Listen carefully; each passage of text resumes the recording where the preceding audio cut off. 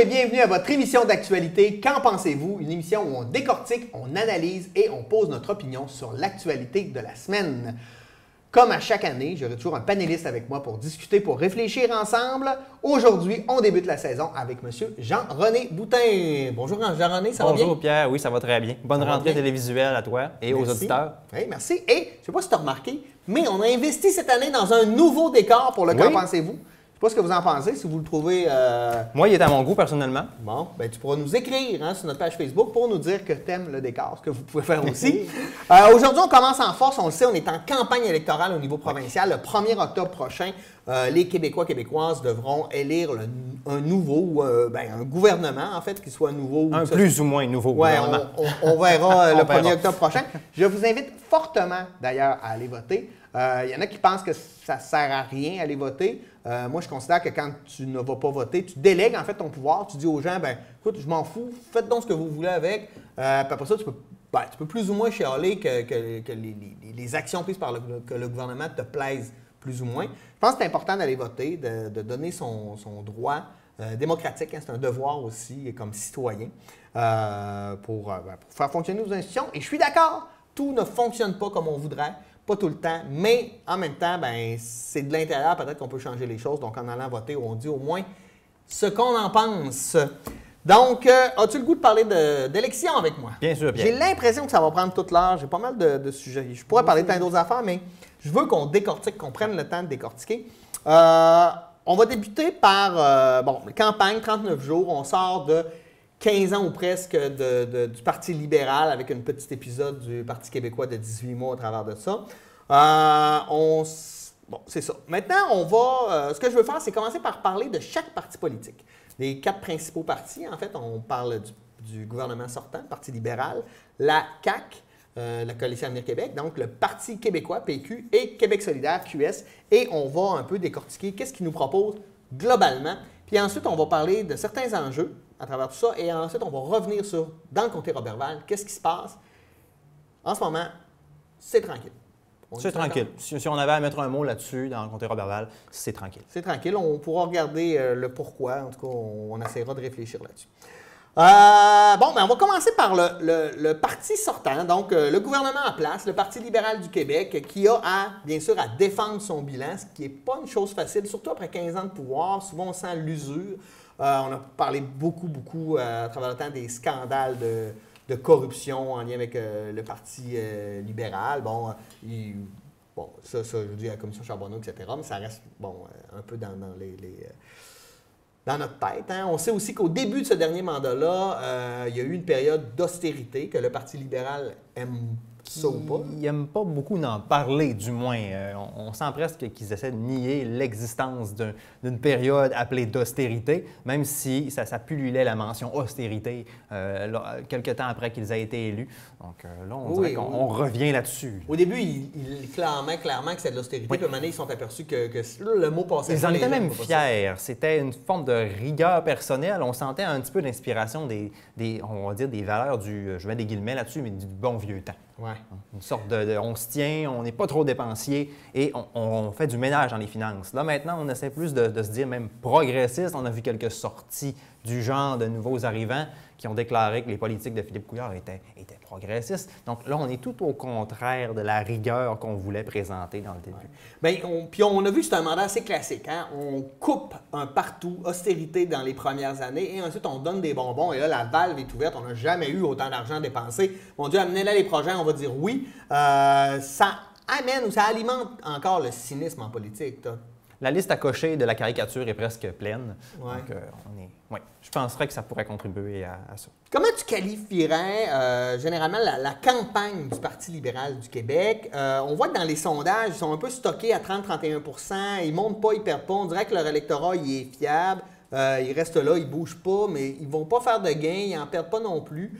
On sait que ce 30-31 %-là, il est réparti à l'ensemble du Québec, c'est pas pareil parce que tu as 70 % des Québécois francophones, plus que 70 % qui ne veulent pas voter libéral. Mais on sait qu'il y a une bonne base, entre autres à Montréal, donc les anglophones. On parle de l'ouest de l'île. Oui, où ils gagnent des comtés à 70 %, mais on sait bien que gagner un comté à 70 %, tu l'aurais gagné quand même à 51. Il s'agit de Château-Fort. Oui, c'est ça. Comment tu qualifierais leur campagne?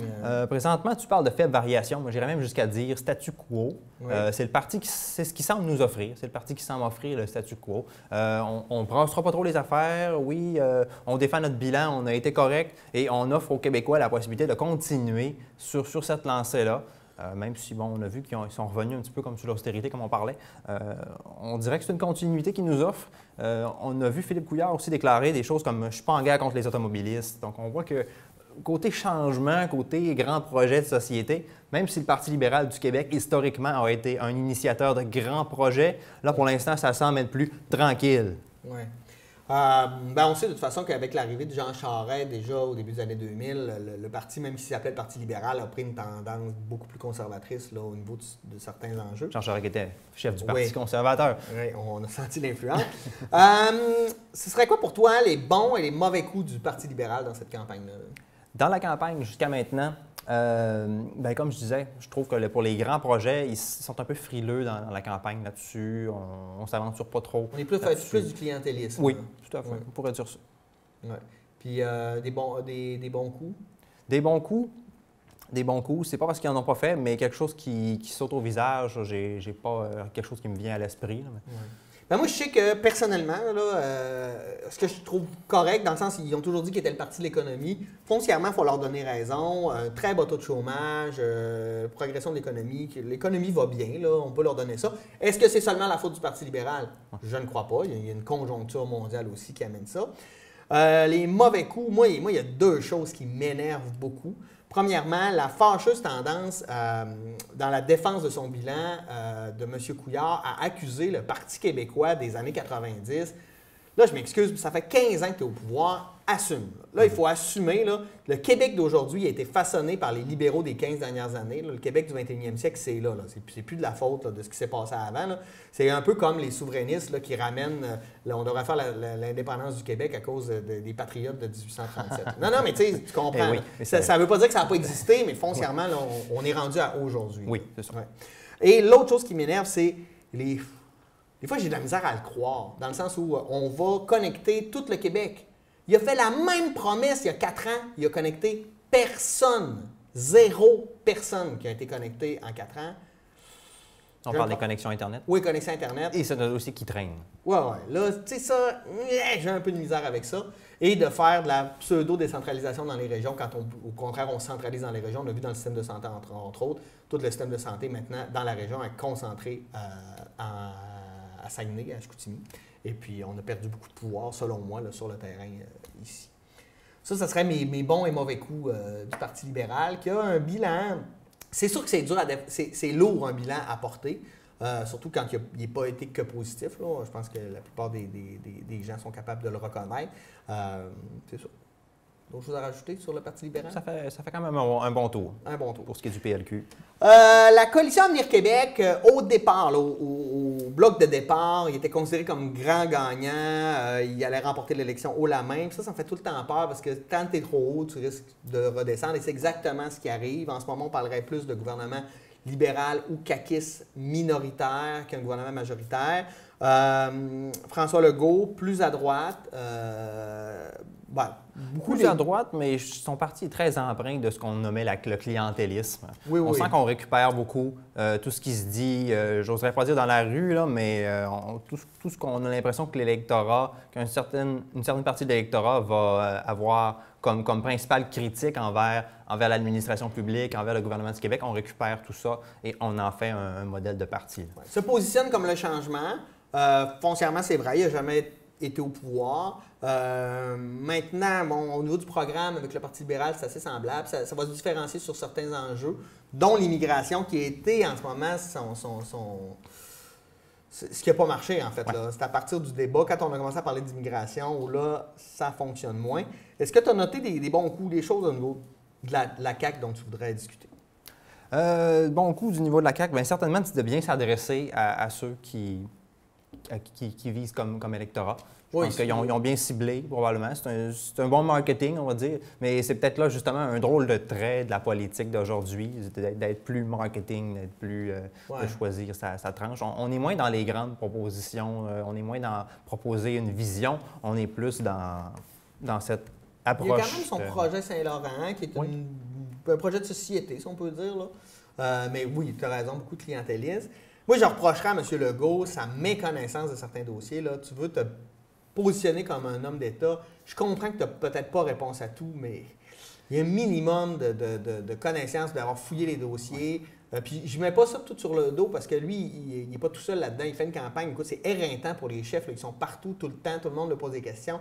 Mais je pense qu'il a peut-être été mal préparé ou pas assez bien entouré au niveau de sa préparation. Si tu me permets, Pierre, on voit souvent ça chez les caquistes, peu importe si c'est chez leur chef ou chez des candidats, que lorsque le terrain devient glissant et qu'il y a un dossier qui est plus complexe auquel la personne n'a pas été peut-être préparée de façon à affronter ce dossier-là, on s'aventure quand même et on s'enlise. On a vu dans un débat à Radio-Canada une candidate caquiste se faire reprendre même par l'animateur du débat sur une question qui concernait l'extraction des gaz de schiste. Elle disait que le parti ne souhaite pas cela, alors que c'était écrit mot pour mot dans le programme de son parti. Donc la candidate s'est fait prendre à ne pas connaître son propre parti. Oui. Fait que ça, des fois, peut-être au niveau de l'organisation. Ça fait mal au niveau de l'image qu'il projette. Où je suis capable de comprendre, c'est que ça grossit très vite, la CAQ. Fait que des fois, tu t'en perds des bouts. Puis des fois, quand tu veux trop centraliser dans le bureau du chef, ben, tu as peut-être moins de tentacules pour vérifier tout ce qui se passe sur le terrain. Là, on a vu aussi beaucoup de candidats se faire prendre, là, ce que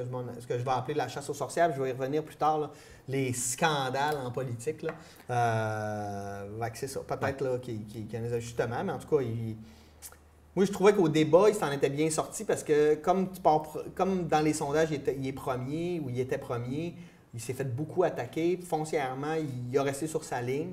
Peut-être sur l'immigration où ça a moins bien passé, là, mais c'est un enjeu qui est quand même sensible. Puis qui va être différent aussi entre la perception de l'enjeu d'immigration est différente entre si tu es en région ou dans les grands centres.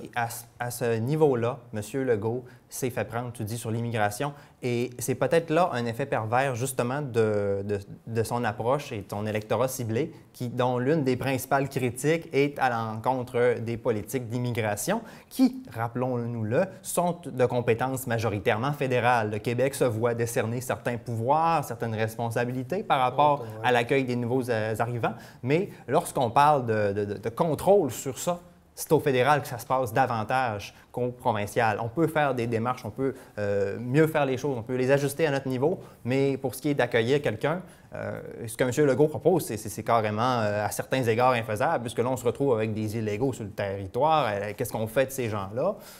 C'est là que ça a fait mal un peu. J'ai hâte de voir, en tout cas, qu'est-ce que ça va donner. Là, lui, en date, dans les derniers sondages, là, il perdait. Même dans une... Je ne sais pas si tu connais le site Perspective, pas Perspective 125, mais Québec 125, où on compile les différents sondages, on essaie d'établir les comtés. Et puis, ce qu'on voyait, c'est qu'en ce moment, avec les dernières perspectives, on aurait un gouvernement caquiste minoritaire avec aucun député sur l'île de Montréal. Fait que ça démontre aussi là, sans faire de lien avec Maurice Duplessis, mais il travaille beaucoup les régions. Les régions, la région de Québec, entre autres, où il risque de sortir très fort. Voir ça. Maintenant, Parti québécois. Parti québécois, beaucoup d'analystes disaient c'est terminé après cette élection-là, le Parti québécois n'existera plus, ils vont se faire laver. Foncièrement, moi, je considère que le Parti québécois fait une bonne campagne. Jean-François Lisée est un gars très intelligent, qui des fois, peut être un de ses défauts, a l'air peut-être un peu prétentieux au regarder les gens de haut, là, de la manière qu'ils discutent. Foncièrement, c'est un gars très éduqué, puis ça se sent, il connaît très bien ses dossiers. Cependant, il ne fait pas bouger beaucoup l'aiguille. Le PQ reste à 20-22 %, ça a monté un petit peu. On dirait que la question nationale n'intéresse pas tellement les gens non plus. Je ne sais pas, qu'est-ce que tu en penses au niveau du Parti québécois? Il y a toujours le spectre du désintérêt qui plane un peu autour de la question de la souveraineté qui leur est reprochée. Même des fois, de l'intérieur, certaines personnes se découragent un peu là-dessus. Jean-François Lisée, tu parles de son attitude qui semble avoir pas changé du tout au tout, mais s'être affiné peut-être. Il a moins l'air, comme tu dis, parfois il avait de l'air trop éloquent peut-être, trop trop intellectuel, trop ce qui n'est pas une mauvaise chose à quelque chose. C'est un pour journaliste monsieur, de qualité. Oui, ça c'est clair, mais on entend beaucoup chez l'électorat dire « Ah, lui, on dirait qu'il est authentique. » Tandis que Jean-François Lisée, il avait comme une distance, parce que, je sais pas, il avait comme une certaine prétention dans sa manière de parler. Mais j'avoue qu'il s'est affiné et qu'il est très clair dans ses propositions. Ce n'est plus le candidat à la chefferie qui a affronté Alexandre Cloutier. Ça, je trouve que depuis ce temps-là, on n'est plus au tais-toi quand on parle. On a changé un petit peu l'approche du pugiliste politique. Ouais. Puis au niveau de la campagne, comment tu expliquerais qu'ils sont pas capables, on dirait, de ramener le PQ à ces belles années? Est-ce que tu penses que c'est parce que le vote est séparé aussi avec QS? Parce que historiquement, le PQ est plutôt centre-gauche, dépendamment des premiers ministres. On sait que la gauche est beaucoup plus monopolisée par QS en ce moment. Là, je pense que c'est parce qu'il essaie de séduire autant l'électorat de gauche que du centre. Puis là, à un moment donné, j'ai l'impression qu'il se perd. Je ne sais pas. On parle de gauche, mais avant de parler d'alignement sur l'échiquier politique, on pourrait aussi parler des générations. Oui. Le Parti québécois semble s'adresser à une génération qui est celle qui a connu ces belles années, les belles années du parti, avec l'autobus un peu années 60, je me trompe, 60, 70? 70. On parle un peu ces deux décennies qui ont beaucoup de points communs, finalement. Les slogans qui sonnent un peu plus d'époque, on va dire, ça sent un peu le parler franc de ces époques-là. Sérieusement, un peu d'autodérision. Et oui, je pense que ça en fait appel à une certaine... Nostalgie. Merci. Nostalgie. En même temps, on présente dans le comté et au Saguenay-Lac-Saint-Jean 2 députés sous la barre des 25 ans. Oui, ça c'est vrai. Même si on est nostalgique, on cherche peut-être à montrer que, oui, on est un parti fondé par des gens qui sont, René Lévesque et compagnie, on parle de cette génération-là, mais les jeunes s'intéressent également à ça, peut-être pour secouer la poussière finalement sur le parti et peut-être dire non, c'est pas en train de mourir. Oui, puis on sait de toute façon que chaque fois que les jeunes sont allés voter massivement, ça a toujours servi le PQ face aux libéraux. Maintenant, est-ce que c'est encore ça? Parce qu'on voit en ce moment que dans la tranche d'âge la plus jeune, le parti qui score, si tu veux, c'est Québec solidaire. On y vient. Québec solidaire qui a une campagne très confrontante. Je pense qu'il n'y avait rien à perdre. Eux, ils ont exposé une campagne plutôt positive que négative, mais avec des propositions très confrontantes. Confrontantes, oui, mais c'est le seul parti, on ne parlera pas du parti marxiste-léniniste du Québec ici, c'est le seul parti qui est franchement de gauche présentement dans les partis qui sont les plus en vue. Il score beaucoup chez les jeunes. Les jeunes, classiquement, sont un peu plus à gauche, un peu plus confrontants sur leurs idées politiques. Ils veulent plus changer les choses. Oui, puis ils ont plus la notion de partage, comme ils ont moins d'acquis. La fameuse génération des milléniaux. Je faisais mes rapports d'impôts, puis j'en recevais. C'était pas pareil aujourd'hui. Fait que l'impôt, notre rapport avec l'argent est différent aussi quand on est jeune. Effectivement. Puis ce que je voulais dire là-dessus, ça va être aussi la proportion des jeunes qui vont aller voter ou non. Ça, je pense que ça va avoir une grosse incidence sur le vote de Québec solidaire. Il y a ça aussi, c'est de les initier à l'appareillage démocratique. Parfois, on pense qu'on a scoré un bon coup pour que les jeunes soient plus impliqués en politique et finalement, ça ne se manifeste pas lors du scrutin. Donc, on semble parler aux jeunes, parce que moi, ce que je déplorais souvent, les jeunes ne vont pas beaucoup voter, puis foncièrement, les gouvernements le savent, donc les partis politiques le savent, donc propose plus des mesures pour les personnes qui vont voter, donc les personnes plus âgées, du troisième âge, etc. Puis là, les jeunes disent vous ne nous parlez pas, c'est pour ça qu'on ne va pas voter, mais on ne va pas voter parce que vous ne nous parlez pas. Donc, l'œuf ou la poule, qu'est-ce qu'on fait? Puis là, je sens que Québec solidaire a ciblé, et surtout sur un thème central et majeur, selon moi. Tu vas me dire l'environnement. Ben oui, l'environnement. Je comprends pas. Tu sais, je comprends que l'économie, c'est important, la santé, l'éducation. Je comprends tout ça, là, et c'est vraiment important, l'immigration, et je suis d'accord. Mais foncièrement, l'enjeu planétaire est, selon moi, plus important parce que peu importe ce qui va arriver, s'il y a une crise climatique et ce qui semble arriver, là, tous les modèles le confirment, là, on fait quoi, là? Tu sais, je veux dire, l'économie et l'éducation, ça va être beau, là, mais il va falloir poser des actions. Puis on dirait que l'être humain attend d'avoir le nez dans le mur avant de poser des actions. C'est un trait humain, effectivement. Fait qu'eux, ils mettent ça de l'avant, l'environnement. Tu sais, quand ils disent plus d'autos qui marchent au pétrole. Là-dessus, par exemple, on se calque même en étant plus conservateur un peu que certains pays européens qui ont déjà annoncé de telles mesures. Oui. La gauche en Europe, toutefois, ne manque pas de représentation. Et je me demandais, par rapport à cet aspect-là de positionnement politique, est-ce que les Québécois qui adhèrent nouvellement à Québec solidaire sont 100% conscients que c'est un parti rigoureusement social-démocrate Et souverainiste. Très campé à gauche, oui. Et souverainiste, mais qui est tout à fait proche de... On parle même, on effleure même le communisme à certains... Sans vouloir mal parler, sans vouloir démoniser, on flirte avec le communisme. Le mot est dit, ça y est. Mais quand on parle de nationaliser, entre autres, la nationalisation des forêts et des médias. Et des médias. La nationalisation des médias, c'était écrit, je ne sais pas si ça l'est encore, mais c'était écrit dans le programme du Parti de Québec solidaire, de nationaliser l'entièreté des médias télévisuels. Là, à ce moment-là, on parle de contrôle étatique complet sur ce qui se dit. À ce moment-là, comment avoir une critique du gouvernement? On n'aime pas ça. On n'aime pas ça là-dessus. On n'aime pas ce qu'on... Ben, on le voit d'ailleurs en Russie, là, où... Ma TV vous est présentée par Québec solidaire.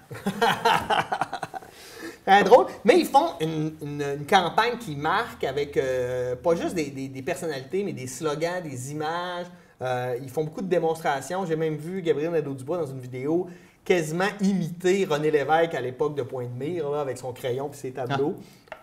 Non, mais je trouvais que c'était un clin d'œil. Encore une fois, peut-être une certaine nostalgie qu'on essaie de ramener des grandes figures.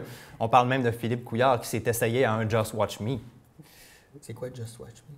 Oh, mon Dieu. Tu connais pas ça, Pierre? Non.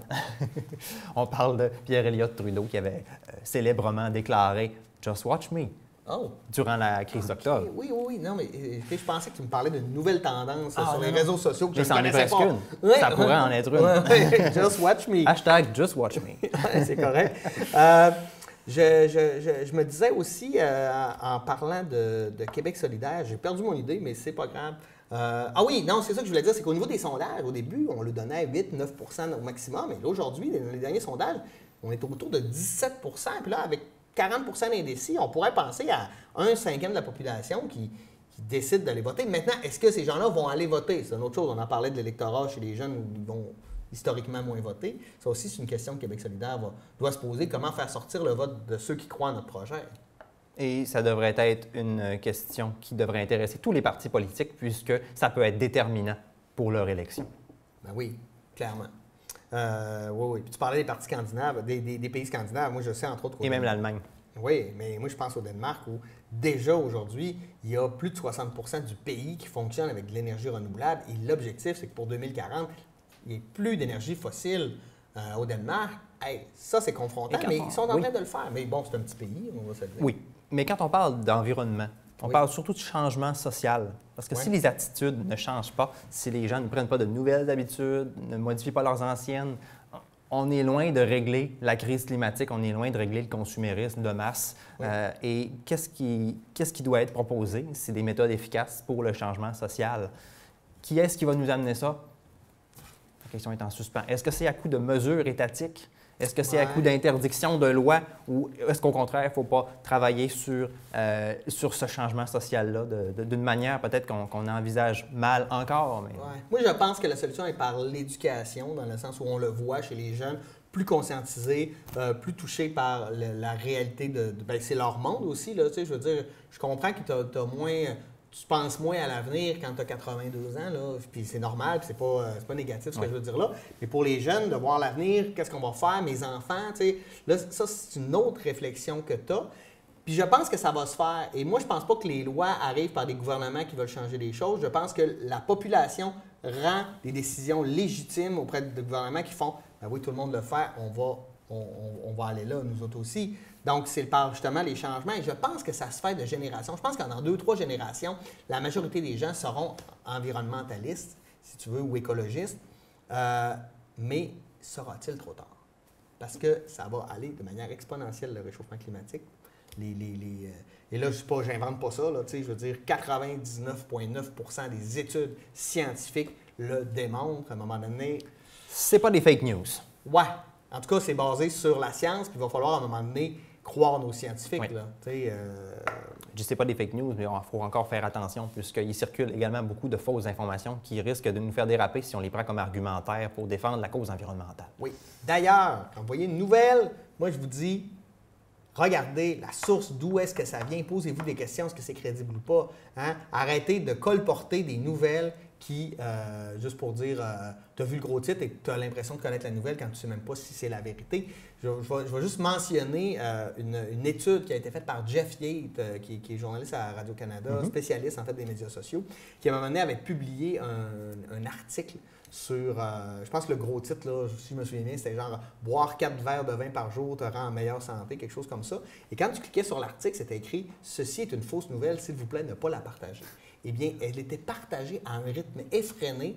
Pourquoi? Parce que les gens, foncièrement, ils lisaient le gros titre et ça faisait leur affaire, donc le partageaient sans lire l'article. Donc, c'est contre ça qu'il faut se protéger aussi. S'informer, c'est prendre le temps de discuter, de réfléchir, d'aller voir les sources, de comprendre. Prendre le temps versus la facilité d'appuyer sur un seul bouton, partager. Et c'est pas parce que ton oncle le dit ou que ton chum le dit à la shop que c'est vrai.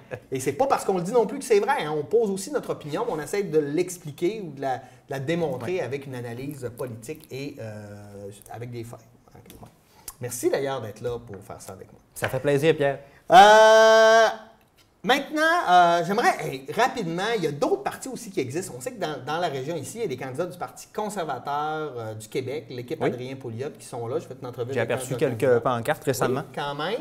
Qui ont l'air de faire ça représenterait à peu près 1 % des votes. Il y a là. On a aussi des candidats dans la région du Parti nul. Ceux qui ne comprennent pas c'est quoi l'histoire du Parti nul, c'est pour les gens qui ne se retrouvent pas dans l'offre des partis. Tu peux aller voter pour le Parti nul. Donc, foncièrement, tu dis la politique m'intéresse, les changements, ça m'intéresse, mais vos propositions ne m'intéressent pas et ça va donner, c'est ça. Parce que quand vous allez voter, ça donne de l'argent aussi aux partis qui peuvent tenter d'améliorer la démocratie avec ça.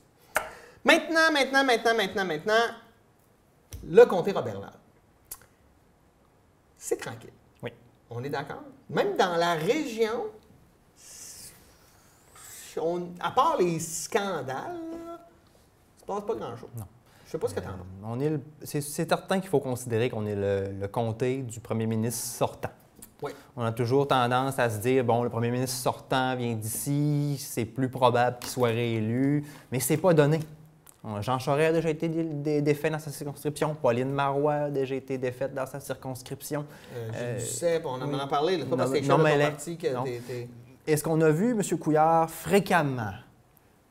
On l'a vu en début de campagne, mais clairement, déjà en début de campagne, il a dit « Je ne ferai pas de débat dans ma circonscription ». Déjà, ça coupe l'herbe sur le pied un peu des autres. Ouais. Mais je sens qu'il y a peu de débat.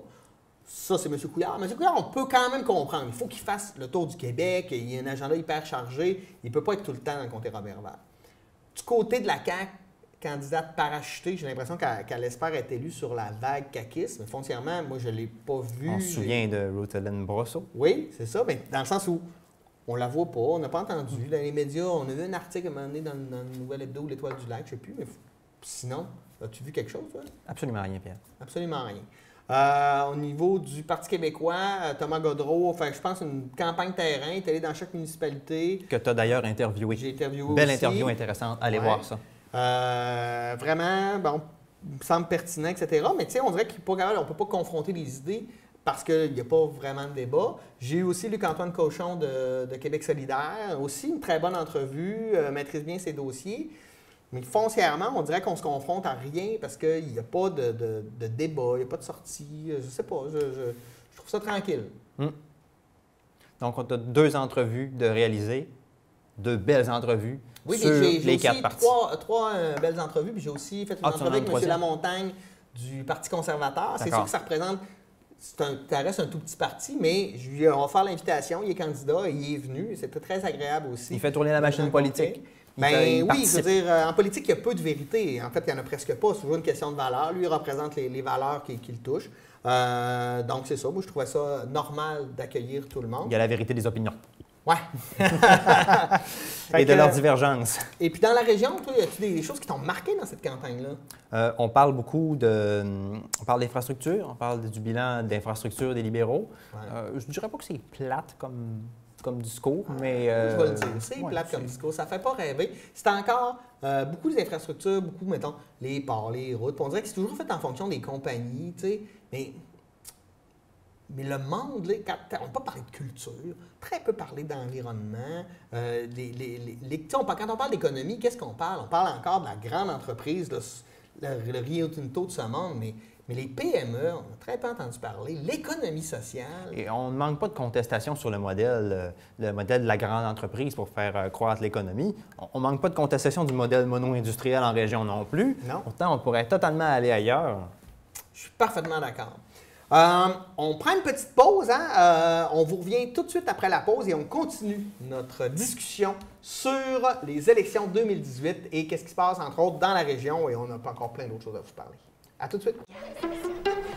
Hey! Qu'est-ce que vous faites là? Oh, on vient pour une activité d'éveil à la lecture. Ah oui, il y en a de plus en plus. Hein. Ben oui, ça les prépare pour l'école. Et puis ton gars, ils vont ajouter des intervenants pour les enfants à besoins particuliers au primaire. Ça va aider. Les 60 minutes d'activité physique par jour, ça va leur faire du bien. Mais même dans le bulletin. La réussite des jeunes au cœur du plan économique du Québec.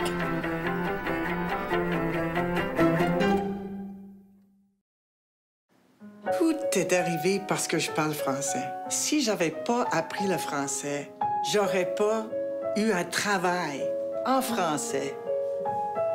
J'aurais pas rencontré l'homme de ma vie, Yvon Deschamps. J'aurais pas fait des tournées partout au Québec. J'aurais pas eu 3 belles filles qui parlent français aussi. Alors non seulement j'ai appris le français, mais j'ai appris la culture des Québécois.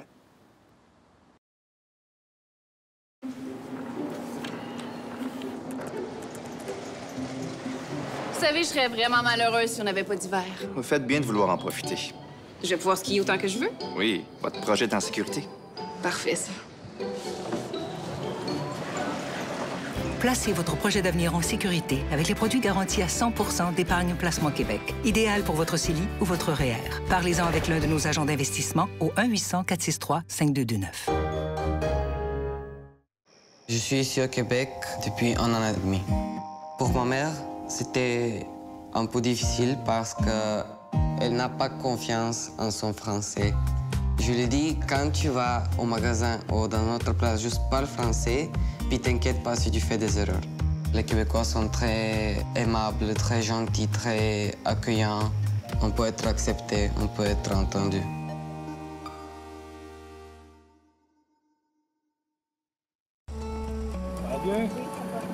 Ici, on travaille en français. Moi, je travaille en français. Moi, je travaille en français. Moi, je travaille en français. Pour mieux servir les Québécois. Ainsi, en s'assurant tout temps de la fiabilité de nos installations, on reste accessible grâce à nos heures d'ouverture élargies et à nos services en ligne, et on intervient plus rapidement que jamais en cas de panne. Parce que dans le fond, on est là pour vous. On est toujours là. Merci d'être encore des nôtres. On continue notre survol de la campagne électorale 2018 au Québec. Donc, on a regardé ce qui passait, les partis. Maintenant, on a regardé un peu ce qui se passait dans la région. Bon. On était un peu sur les principaux enjeux. On a parlé d'économie. C'est vrai qu'on parle d'économie tout le temps, mais foncièrement, en ce moment, l'économie va bien. Je trouve que c'est un enjeu que peut-être qu'on pourrait délaisser. Là. Les compagnies sont capables d'investir eux-mêmes dans leurs projets. On n'a pas besoin toujours du gouvernement pour être là. C'est quoi, toi, l'eau? On a parlé aussi d'environnement. Je pense que tu es d'accord avec moi pour dire qu'on n'en parle pas assez. Oui, tout à fait. Même si Radio-Canada avait dans le débat a essayé de remettre la question, on sentait vraiment l'intention médiatique de remettre les projecteurs sur cette question-là qui semble être négligée là, par les partis. Ouais. On parlait de Québec solidaire, toutefois, qui mise là-dessus. Ouais. Mais moi, je sais pas, j'ai comme l'impression aussi que les partis jouent sur les gens qui vont voter et que majoritairement, les gens qui vont voter sont plus âgés, ils sont peut-être moins écolo ou au moins ces habitudes-là, puis c'est des changements, tu sais, changer de paradigme, là, décider de ne plus utiliser de paille, de ne pas acheter les maudites bouteilles d'eau. S'il vous plaît, arrêtez d'acheter des maudites bouteilles d'eau, c'est polluant, puis vous prenez l'eau du robinet, elle est aussi bonne, là, mon Dieu Seigneur. Mais bon, tout ça pour dire que peut-être que ces changements de paradigme-là chez les personnes plus jeunes sont plus difficiles, et comme c'est l'électorat qui le vise, peut-être c'est pour ça qu'ils parlent moins d'environnement, je ne sais pas. C'est bien possible. Ceci explique cela. Ceci explique cela. Au niveau, 2 grands enjeux toujours, santé, éducation. En santé, je sais pas. J'ai l'impression, moi, qu'on parle toujours des mêmes choses. On parle toujours des mêmes choses. On fait le bilan du Parti libéral, ça fait 15 ans qu'il nous dit qu'on n'attendra plus dans les urgences. Et après ça, on va parler des personnes âgées. Donc, de dire que ça lui prend plus qu'un bain par mois. Là, j'exagère, mais on est rendu c'est au niveau de la bouffe, des services à domicile tout le temps. Et la rémunération des médecins, le coût du système de santé. On est pas mal tout le temps dans ces thématiques-là. C'est deux domaines qui sont, je dirais, malmenés depuis des années. Là, on parle de presque d'une décennie ou deux, où est-ce qu'il y a eu tellement de bouleversements dans ces systèmes-là qu'on peine à sortir des derniers changements encore lorsqu'on en propose de nouveaux.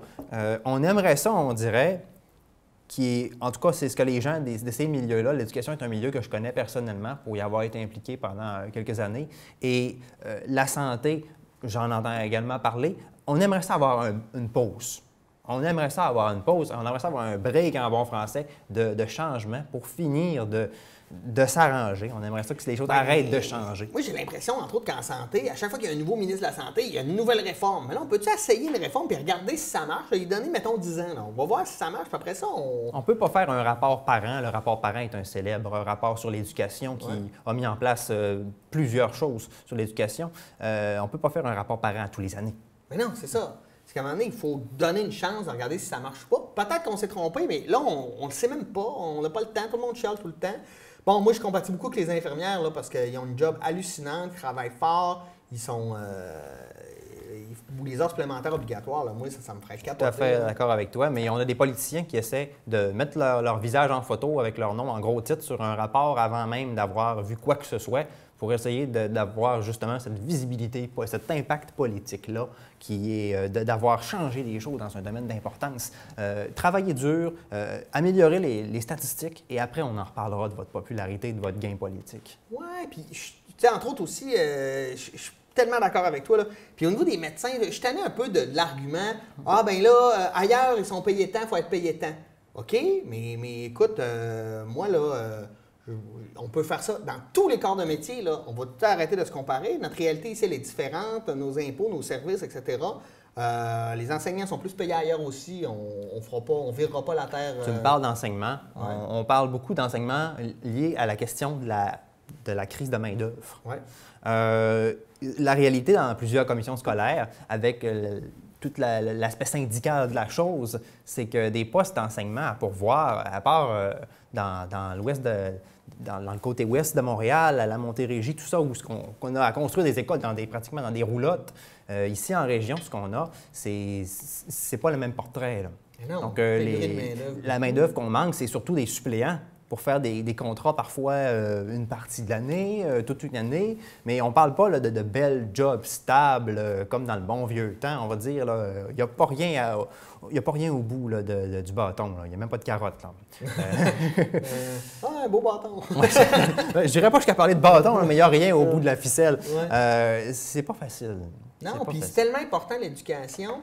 Moi, je pense que par l'éducation, on peut régler beaucoup de problèmes, hein, parce qu'à un moment donné, les gens ne connaissent pas les choses, on se font des opinions, mais quand ils sont éclairés par l'éducation, apprendre à lire, à écrire, on le voit, là, se sauver des grands dogmes, là, ça se fait par l'éducation. Oui. Et aujourd'hui, on parlerait aussi beaucoup d'éducation au numérique. Ah oui. Là, je suis content, ça commence à se brasser un peu, l'éducation au numérique, mais on a eu tendance à prendre pour acquis le fait que les jeunes savaient utiliser l'informatique. Alors, déjà, désolé les jeunes, c'est pas 100% vrai. Il y en a parmi vous qui sont très compétents, mais l'alphabétisation numérique est une chose et c'est pas parce qu'on peut envoyer des textos via Messenger ou via une autre application qu'on est compétent en informatique. Il y en a qui ne savent pas régler la luminosité de leur appareil et utiliser les bases de l'informatique. Faire des recherches sur des moteurs de recherche. J'ai vu des choses désolantes. Oh, j'en vois encore, j'en ai vu encore au cégep.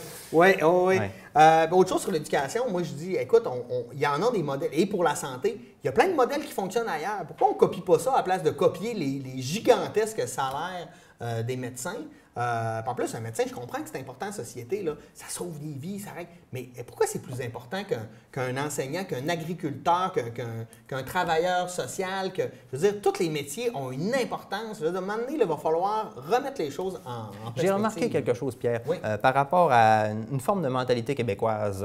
On n'aime pas se faire dire que quelqu'un est au-dessus de notre tête. On n'aime pas se faire dire que quelqu'un a une incidence, un pouvoir de décision sur ce qui va se passer dans notre vie. Mais certaines classes postes de métier ont acquis une certaine notoriété, comme les médecins, par exemple. Les médecins sont un peu inamovibles dans ce statut, mais on n'aime pas que d'autres catégories que ceux qui sont épinglés viennent nous dire « Bon, maintenant, on va décider de ce qui va se passer, on bloque les choses, on fait une grève, etc. » On n'aime pas ça. L'opinion publique semble ne pas apprécier. Mais ça serait bon de se rappeler qu'on est dans une interdépendance, dans une société. Tout le monde, bien oui, je veux dire, c'est ça. Puis pour finir avec l'éducation, moi, je veux parler de la Finlande, qui était, écoute, ils tiraient un peu de la patte, là, et à un moment donné, ils ont décidé d'investir dans l'éducation, de changer leur modèle d'éducation. Et aujourd'hui, ça fait, je ne sais plus combien d'années, qu'ils sont premiers au monde au niveau de l'éducation, parce qu'ils ont changé, ils ont sorti leur paradigme, ils ont changé les choses. Pourquoi on ne s'inspire pas de ces modèles-là quand on est encore, en tout cas, on va investir dans des tableaux électroniques, comme si un tableau électronique, c'était de la pédagogie. Je te rappelle, par exemple, la fameuse réforme, dont on ne devrait plus l'appeler réforme, puisque ça fait de ça bien des années. Ça montre un peu le traitement qui a été fait de cette réforme-là. On l'a accepté plus ou moins, puisqu'on parle encore que c'est une réforme. Mais la réforme s'inspirait justement de telles pratiques qui ont cours dans les pays scandinaves, intégrait beaucoup des mêmes philosophies d'éducation. Donc, le problème, c'est quand on a imposé la réforme, il y a des gens qui étaient réfractaires, fait qu'elle s'est faite un peu... Oui, de manière réfractaire, exactement. Je veux t'amener maintenant sur... les scandales. Je sais pas. Moi, j'ai le goût de parler de ça. Allons-y. J'ai l'impression qu'en ce moment, la politique est devenue un peu la politique spectacle, dans ce sens où on parle pas tant du fond des grands enjeux de société, mais on va toujours attaquer la crédibilité des autres. Là, on a vu là, des scandales qui sortent. Là. Moi, je ne compatis pas avec le candidat de la CAQ là, dans Jonquière, là, parce qu'il aurait triché, il aurait fait du plagiat. Mais ce que je veux dire, c'est que ça, c'était supposé d'être privé. Il y a des gens qui ont laissé couler ça. On dirait qu'on est dans une période où on veut salir les choses. Foncièrement, là, je fais mon meilleur culpa. Là, moi, là, je veux dire, si Facebook avait existé quand j'étais adolescent, là, clairement, je ne pourrais pas travailler nulle part dans le monde parce qu'on a tous fait des conneries dans la vie. En tout cas, moi j'en ai fait. Aujourd'hui, on peut changer, on peut progresser. C'est certain que quand tu veux un poste public, je pense que tu dois pas avoir montré trop de fautes. Mais en ce moment, on fait une espèce de chasse aux sorcières. Les médias s'emparent de ça comme des vautours. Et au bout du compte, foncièrement, ça a très peu d'importance. Là. Moi, ce que j'ai le goût, c'est de savoir qu'est-ce que tu veux faire. Là. On attaque le messager. Ben oui, mais je sais pas ce que tu en penses. Je trouve que c'est une campagne de salissage, une chasse aux sorcières qui sert pas à grand-chose à part de dire, ben les gens ont un passé puis il n'est pas toujours reluisant. Mais moi, vous le dire, là, le mien non plus. Je signe sous ton nom dans cette critique parce que, franchement, au lieu de parler des vraies idées, souvent on a tendance, effectivement, à s'attaquer à la crédibilité des autres et c'est un sophisme. Oui. Oui, foncièrement. Et ça m'amène à parler, tout ça, du débat ou des débats des chefs qui a eu lieu. Bon, moi, je vais te laisser commencer. Je vais entendre ton analyse, puis moi, je vais parler de la mienne. C'est le débat le plus passionnant, le plus enlevant que j'ai vu dans ma brève existence. Oui. Mais... on est loin de Jean Lesage. Oui. Oui. On était un petit peu... Les couteaux ont volé bas à un certain moment. Ça n'a pas été vraiment... Ça n'a pas adressé toutes les questions, je pense, que l'électorat. Et même des fois, au débat des chiffres, il sort des fameux lapins d'un chapeau, comme Jean Charest avait accusé Mario Dumont d'avoir fait. Est-ce qu'on a eu ça dans notre débat des chiffres? Est-ce qu'on a eu un lapin sorti d'un chapeau? Un vrai gros lapin blanc? On n'a même pas eu de chapeau. On n'a pas eu de chapeau. C'est un débat qui n'était pas très chapeauté. Mais, ouais, moi, je suis comme entre deux. Je trouve que, foncièrement, les partis ont été sur leur ligne. J'ai pas appris grand-chose, mais moi, je suis la politique et l'actualité. J'ai pas appris grand-chose, mais je trouvais qu'ils respectaient leur ligne. Où j'ai un problème, c'est vous avez fait ça, donc, et là, la réponse de l'autre, c'est non, toi, t'as fait ça. Donc, on s'accuse toujours mutuellement. Et le vous est large. Oui, le vous est large. Des fois, c'est pas sans parti. Non, c'est pas que je suis pas bon, c'est que toi, t'es pas bon. Là, je veux dire, on peut-tu s'élever un peu au-dessus de la mêlée pour avoir un vrai débat d'idées? Oui. Puis moi, je pense que, je sais pas ce que tu en penses, mais que les échanges, là, c'est cacophonique. Qu'est-ce que ça sert? On voit qui parle le plus fort, qui parle le plus vite. On a vu, entre autres, Jean-François Lisée, hyper habile. Il y avait des questions que Legault posait à M. Couillard, et puis Jean-François Lisée allait récupérer le droit de réponse, qui prenait du temps, mais foncièrement, c'est un petit combat de coq. Qu'est-ce que ça démontre? C'est qui est plus fort? Je veux dire... Pas tellement. Moi, je rêve d'un débat, là, je vais te le dire, là, où, par exemple, là, vous voulez parler d'économie? Super, on va vous poser des questions, mais la personne à qui vous allez débattre, là, c'est un économiste qui connaît ses chiffres, qui va vous remettre à votre place quand vous allez mentir ou essayer de contourner la vérité. Là, on va voir qui contrôle ces dossiers, qui a des projets qui semblent ambitieux et réalistes pour le Québec. C'est ça. Et Manon Massé, qui est à côté de tout ça, essaye juste de parler, a eu moins de temps de parole, puis je trouve ça décevant que souvent, il y a des gens l'accusent qu'elle n'a pas pris sa place, quand foncièrement, techniquement, elle ne pouvait pas, dans le sens qu'elle n'est pas l'ennemi des autres. Tu sais, pour le PQ, ils veulent chercher les votes de la CAQ va aller chercher les votes du PQ, des libéraux. Les libéraux, c'est pas...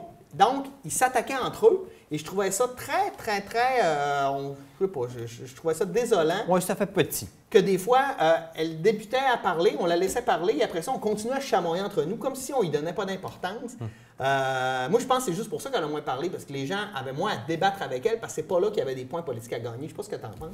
Non, c'est vrai, qu'il y a cet aspect cacophonique, comme tu nous as rappelé, là, du débat des chefs. Est-ce qu'ils sont trop tolérants envers la question? Ils font bien leur possible, mais on a affaire à 4, comme tu dis, combats de coqs. C'est 4 coqs qui se présentent pour être le chef de la basse-cour. C'est juste un peu inévitable, la question là, des chamaillages. Mais est-ce qu'on pourrait avoir quelque chose de plus éclairant avec des spécialistes? Moi, je dis oui. On pourrait avoir les questions du public. Écoutez, les électeurs, c'est parfait qu'ils puissent s'exprimer à ce moment-là. Est-ce qu'il n'y aurait pas moyen d'avoir et des questions du public et des spécialistes, des panélistes? Les médias le font tout au long de la campagne, mais lors du débat des chefs, je pense que ça serait pertinent aussi d'avoir ce genre de... On le fait après, c'est déterminé qui a gagné, tout ça, mais tu sais, l'épreuve des faits. Oui, l'épreuve des faits en live. Oui. Vous venez de dire ça, écoutez, c'est pas vrai. Et je suis certain qu'il y en a qui auraient été déroutés de leur préparation, parce que l'on prépare ce débat-là. C'est un débat qui est hautement préparé, plus ou moins selon le parti. Il y en a qui c'est peut-être plus solide, d'autres moins. Il y en a certains qui se sont mêlés les pinceaux un peu, mais ça, c'est humain, je pense. C'est beaucoup de données, beaucoup d'affaires. C'est beaucoup de données. Puis ils n'ont pas le droit à l'erreur, parce que sinon, on va leur mettre sur le nez. Là. Mais on a vraiment l'impression qu'on assiste à quelque chose qui est semi-stagé, avec des guillemets, alors que ça pourrait être un peu plus une épreuve des faits. Oui. Moi, j'ai senti Philippe Couillard était beaucoup sur les talons quand il défendait son mandat. Il se portait à l'attaque un peu plus tard. C'est de la politique spectacle. Oui, c'est ça. Foncièrement, je pense pas non plus que c'est là où j'amène mon prochain point, qui est les sondages. C'est là, des fois, je me demande, est-ce que les gens s'intéressent vraiment au débat? Foncièrement, on va regarder après qui semble avoir gagné, comment ça va faire bouger l'échelle des sondages. Est-ce que les sondages représentent réellement pour qui on va voter, ou on va voter en fonction des sondages parce qu'on veut gagner nos élections? Il y a beaucoup de ça. Ouais. Il y a beaucoup du dernier élément que tu viens de mentionner, et je le perçois chez les électeurs du comté, des personnes proches de moi, plus ou moins proches, que j'entends parfois avoir cette mentalité-là un peu de « gagnons nos élections, soyons stratégiques, mais qu'est-ce qu'il y a à gagner si ce pourquoi tu votes, c'est motivé seulement par un désir d'être du bon côté ». Oui, parce que nos valeurs sont importantes, j'ai l'impression. Moi, il y a beaucoup de gens qui me disent « je ne sais pas pour qui voter ». Je dis « va lire les plateformes des partis, détermine tes valeurs. C'est quoi qui est important pour toi comme valeur? » Je veux dire, que tu sois conservateur ou socialiste, peu importe, je pense qu'il y a des vérités pour tout le monde, mais tu es comme ça à cause de certaines valeurs. Il ne faut pas que ça soit « ah, ben moi, mon père a toujours été pour ce parti-là, je vais être de ce parti-là ». Mauvaise réponse, là. C'est pas pragmatique zéro. C'est quoi tes valeurs à toi? Qu'est-ce que tu veux pour le Québec, pour ton pays, là, que ce soit au Québec, au Canada, même au municipal?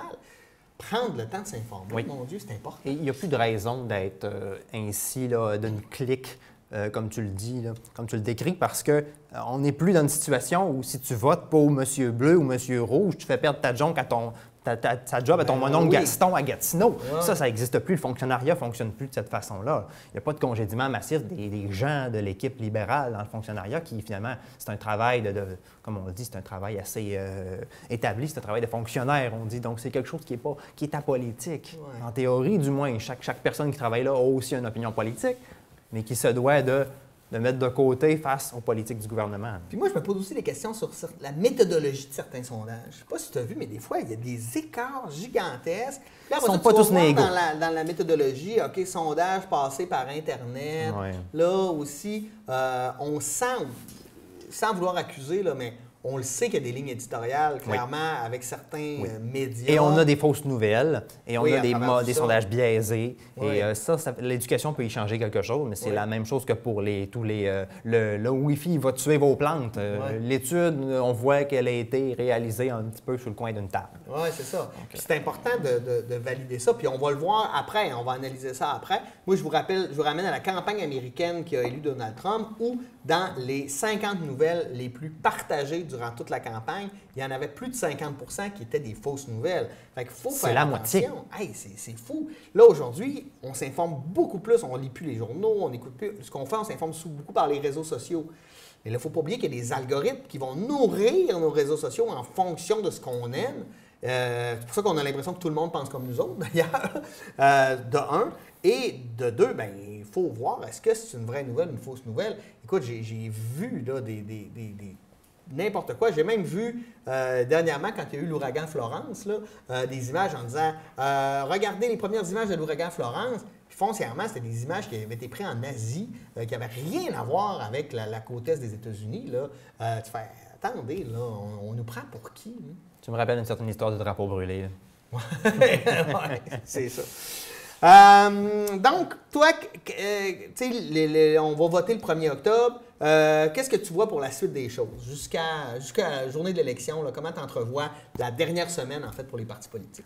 Je vois pas les choses s'enligner vers beaucoup plus de mouvements, mais il se pourrait qu'avec l'arrivée du scrutin de plus en plus proche de nous, il y a certaines personnes qui soient un peu plus actives. Penses-tu que le ton va monter? Parce que moi, là, quand je regarde ça, là, tu sais, François Legault, là, s'il ne gagne pas là, déjà aux dernières élections, il se posait la question s'il revenait. Là, il va-tu revenir s'il perd?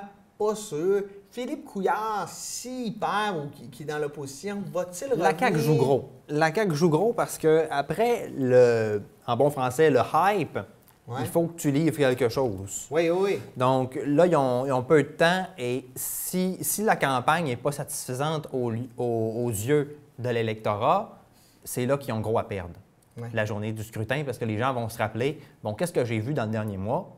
Est-ce que ça a été concret ou est-ce qu'on m'a confirmé mes dires? Les gens cherchent beaucoup à confirmer ce qu'ils pensent. Oui, oui. Et si on ne leur donne pas assez de matière pour confirmer, ça tombe. C'est possible. Oui. Parce que, bon, François Legault a beaucoup à jouer. C'est très gros parce que si la CAQ ne passe pas, qu'est-ce qui va se passer là, après ça? Là? On l'a vu, tu sais, quand la DQ a monté. Ça rappelle la DQ, exactement. Oui, qui est devenu une position officielle. Ça a dégonflé. D'ailleurs, la CAQ est née des centres de la DQ. C'est ça. Ensuite de ça, le Parti libéral a beaucoup à jouer aussi parce que là, même si on est à 30 % de l'électorat, on sait que les comtés Château-Fort, dans l'ouest de Montréal, eux comptent pour beaucoup de votes. Ça veut dire que chez les francophones, c'est là que ça va jouer. Et là, il ne fait pas bouger l'aiguille. Si M. Couillard se retrouve dans l'opposition, moi, je ne pense pas qu'il va rester. Ça veut dire aussi qu'on va passer à d'autres choses. Jean-François Lisée, de son côté, on est un peu dans la même dynamique. Là. On annonce la mort du parti. Je veux dire, s'il fait élire juste 8 députés, par exemple, pas certain qu'il va rester. Donc, on risque d'avoir des gros changements. Là. Chez Québec solidaire, je pense qu'il ne pense pas être élu. Je pense qu'il vise dans 2 ou 3 élections. On le voit qu'il continue de monter, donc je ne pense pas que ça va bouger chez Québec solidaire, mais dans les 3 autres partis, on a beaucoup à jouer dans cette élection-là. Oui. Oui? Tout à fait. J'adore ta réponse. J'ai rien à ajouter à ça. Ouais. On en a parlé un petit peu, puis je veux revenir là-dessus parce que ça m'amène, il me reste un peu de temps, là, puis ça m'amène à la campagne électorale qui se passe aussi en ce moment au Nouveau-Brunswick. On a parlé un peu au niveau du débat, au niveau de la protection de la langue française. On sait que c'est un enjeu qui va toujours être important là-bas, mais j'avais cette réflexion-là. Au Nouveau-Brunswick, en ce moment, il y a un parti qui veut que la province cesse d'être bilingue. Donc, on ne donne plus de services en français aux communautés francophones. Bon, là, moi, j'habite pas là-bas, mais je me disais, si au Québec, on faisait ça avec les anglophones, on se ferait traiter de raciste. Puis en plus, nous, on fait le contraire. On va faire un débat en anglais pour 8 % de la population. Ça fait mal. C'est assez énorme comme proposition. Ben, c'est ça. Là, je trouve qu'il y a un gap. Qu'est-ce que tu penses de ça, toi, la protection de la langue française? Il faut continuer, j'imagine, à protéger ça, mais tu sais, je sais pas. J'ai vraiment de la misère à m'expliquer. Oui, ça n'est rien comprendre, parce qu'en plus, ailleurs qu'au Québec, Là, je ne veux pas faire du Rest of Canada thinking, là, mais ailleurs qu'au Québec, on est beaucoup plus dans le modèle de la multiculturalité. Oui. Et pourquoi à ce moment-là, est-ce qu'on ne sert pas les francophones la même assiette qu'à tout le monde? C'est tout à fait à l'envers de ce qu'on pourrait penser. On est dans le multiculturalisme. Partout, on voit en couronne de Toronto, c'est toutes sortes de nationalités. Là, tu me vois tourner en rond un peu parce qu'effectivement, ça ne fait pas grand sens. Ça va à l'encontre de ce qu'on peut percevoir théoriquement de ce qui se passe en dehors du Canada, où est-ce qu'on mélange les cultures. Mais les communautés francophones hors Québec n'ont jamais eu la vie facile. Ils ont toujours été sur la marge d'avoir des services, ne pas en avoir de bonne qualité. Contrairement aux anglophones au Québec qui sont vraiment Mais très est-ce que bien c'est une intégrés. raison pour revenir sur les services qu'on offre au Québec? Je pense qu'il y aurait matière là-dessus. Il y a bien des gens qui vont casser du sucre sur le dos. Certains politiciens qui semblent être trop généreux envers des gens qui sont perçus comme des étrangers, mais sont-ils encore? L'ont-ils jamais été? L'ont-ils jamais été? Bon, puis un autre enjeu qu'on n'aura pas le temps beaucoup d'aborder, c'est l'immigration. On sait que c'était la grosse affaire, là. Nous, en région, ici, on a peu d'immigrants. Je pense que ça pourrait être intéressant parce qu'on a une Le Parti québécois est arrivé avec des propositions intéressantes sur le sujet, soit d'accorder plus de points. Je pense que c'est Alexandre Cloutier avant son départ. Est-ce que ça a resté dans le parti ou est-ce que c'est parti avec lui? Bien, ça, c'est pour que les immigrants restent ici, mais qu'ils apprennent le français, qu'ils s'intègrent aussi. Parce qu'au niveau de la rétention, de l'intégration, il y a des choses à faire. En tout cas, le Québec est mal à l'aise avec le multiculturalisme, c'est ça qu'on voit. Clairement. On vise vraiment une approche d'intégration, mais c'est pas facile à faire. Merci beaucoup, Jean-René, d'avoir été avec moi, d'avoir jasé tout ça. Qu'est-ce que c'est quoi tes gros champs d'intérêt pour la prochaine semaine? On va regarder si l'environnement ressort un peu davantage. Franchement, c'est sûr que c'est le parent pauvre des questions, même si c'était une partie du débat des chefs. Il y a eu peu de couverture avant, donc les partis se sont-ils fait prendre au piège un peu là-dessus? Si les médias en parlent, les médias ne sont pas non plus vente à part, donc on veut refléter les intérêts de la population. Est-ce que les partis ont correctement sondé les intérêts? Est-ce qu'à la fin de la campagne, est-ce qu'on va avoir correctement répondu aux attentes et aux questions de tous les Québécois? Certainement pas tous les Québécois, mais le niveau reste encore à fixer. Donc, j'espère qu'on vous a éclairé un petit peu, que ça vous a aidé. Plus que pas tellement. Oui, puis que vous avez été d'accord ou pas du tout avec nous. C'est bien correct par ça. On réfléchit avec les données qu'on a. Merci d'avoir été des nôtres et d'avoir pris le temps de nous écouter. N'oubliez pas d'aller voter, c'est important. Et déjà, la semaine prochaine, nous aurons un nouveau gouvernement ou le même, mais renouvelé. Et on peut rappeler, Pierre, aussi que si vous souhaitez interagir avec nous via les commentaires Facebook ou YouTube, notre page Facebook est disponible. Également, les commentaires dans la chaîne YouTube, vous pouvez interagir avec nous. Et si vous pouvez nous écrire directement et on vous répondra. Et même si vous voulez venir intervenir en studio, on va vous prendre. Merci beaucoup et j'espère que vous allez nous suivre toute la saison pour Qu'en pensez-vous? Merci et bonne semaine!